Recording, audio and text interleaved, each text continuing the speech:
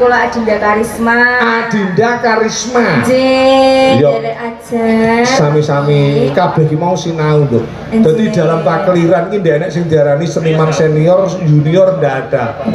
Senior tetep sinau yang lebih baik. Nggih, daleme omahe kula saking Tlatah Ngantru Tulungagung. Ngantru Tulungagung.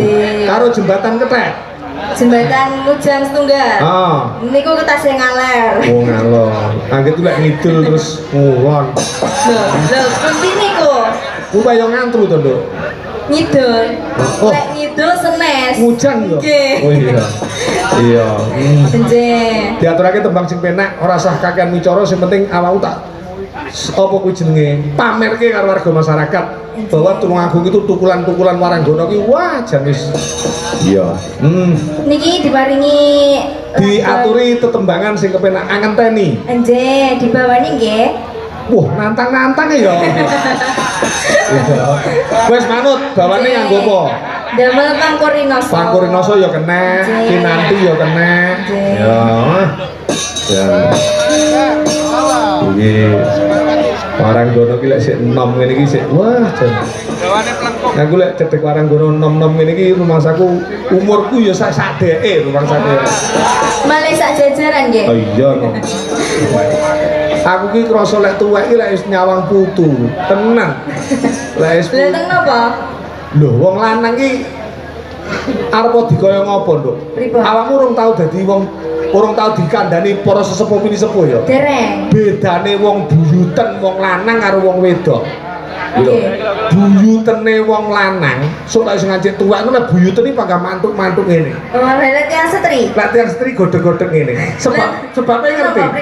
Wong lanang iki sak tuwek apapun, ya lho. Lah diduduhi wong wedok panggah arep.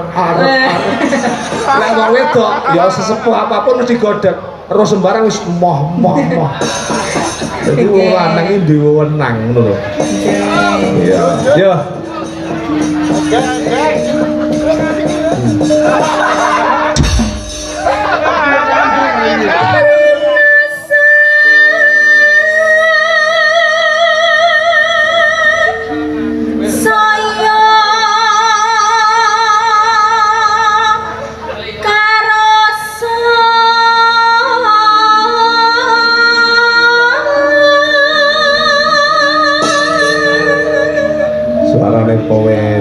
Bocahe cantik.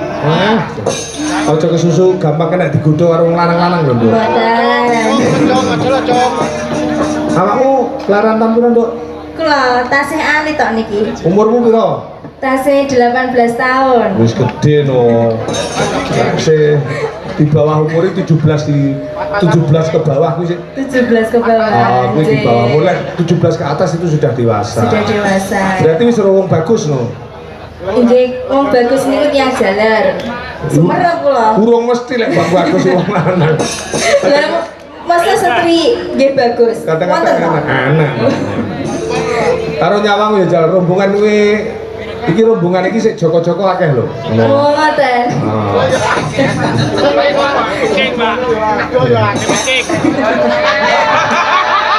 Langsung ngacung iki. Enak sing ngacung iki, Mas. Iya, Jokone akeh dudone ya akeh. Mergo ning seni iki anu lho, Nduk. Pripun? Lek ndak kuat gudone, kuwi iso bahaya. Bahayane napa? Lho, ya mergo kan dianggap cantik, dianggap pinter, dianggap merdu suarane. Kuwi wong lanang-lanang iki anu ketarik. Jadi ketarik rasa ora kudu wong ayu.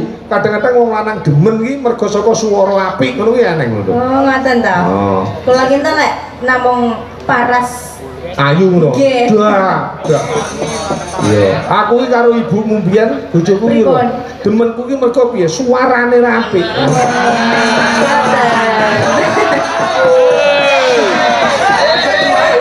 Suarane le ngabang-ngabahi karo le nangis. Enak nek kuwi. Yo.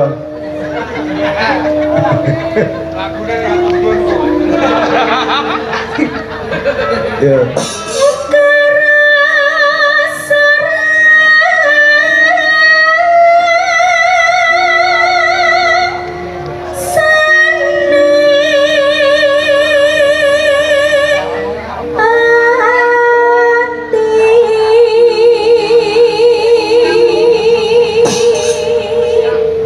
Ora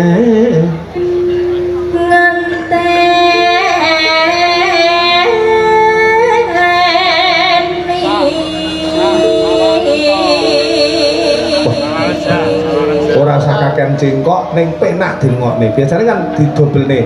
Nggih.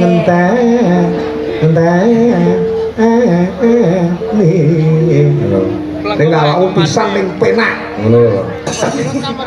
Ya.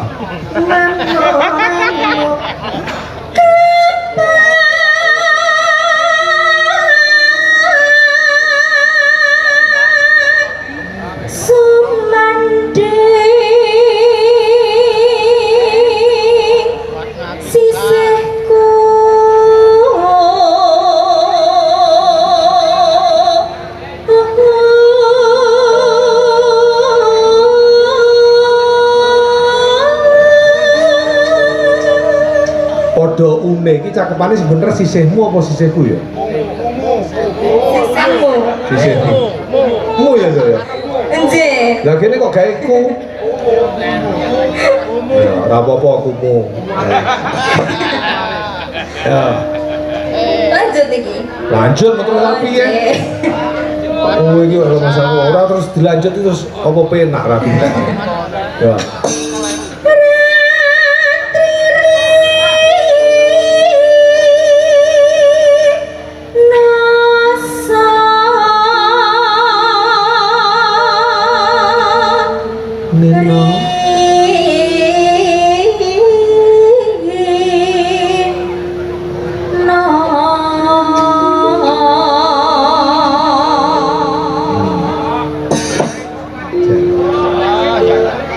Abot yut, lihat. Apa nih? Oh, potong ini gerai itu awakmu dhewe. Ya.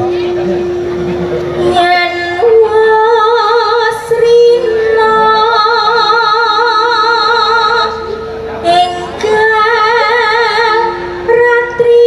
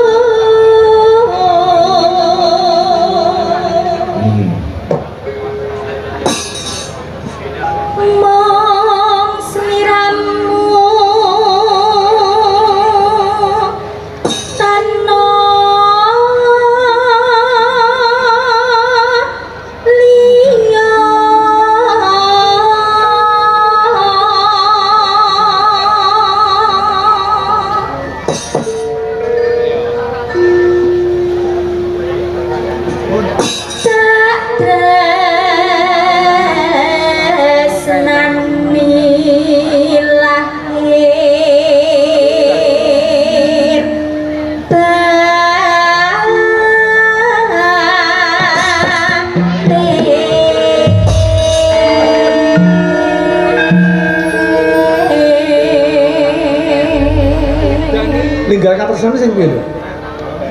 Ninggalkan tresna. Oh, sing piye? Nangis sajane. Iki mengko angenteni langgame awakmu. Nggih. Ninggalkan tresnane ben Mbak Mary. Oh. Nggih. Mary Obud.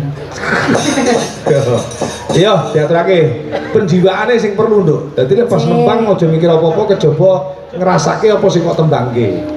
Dadi urip ngono dadi. Monggo. Ya. Bukan celok ngene iki. Heeh, pokok celok.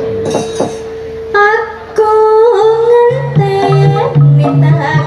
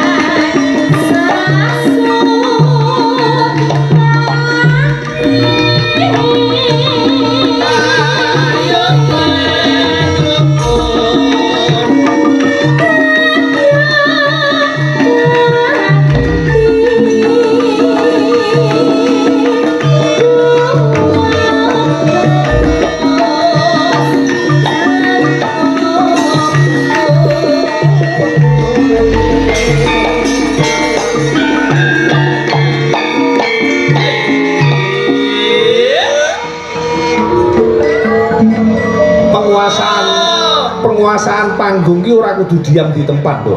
Nggih. Dadi ora mung tangane ngene ning obahno sikilmu mlaku mrono ora apa-apa. Mlaku ke sana ndak apa-apa. Dadi lokasine jembar. Nenonane ya. Kledang kae teko.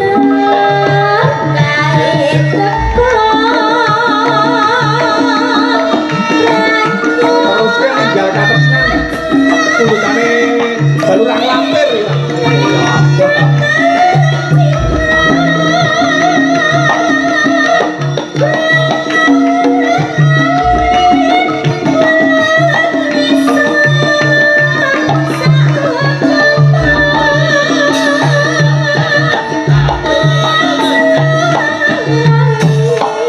Tendangannya variasi, Mas.